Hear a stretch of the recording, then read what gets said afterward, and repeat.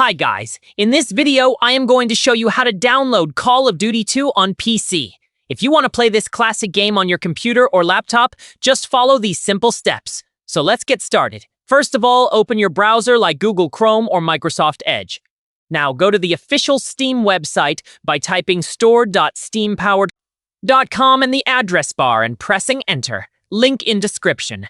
If you don't have Steam installed, click on Install Steam, download the setup file, and install it on your PC. After installation, open Steam and log into your account. If you don't have one, create a free account. Once you are logged in, use the search bar at the top and type Call of Duty 2.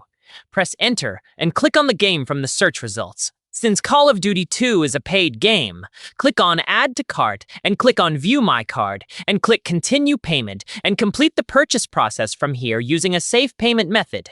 After purchasing, go to your library, select Call of Duty 2 and click Install.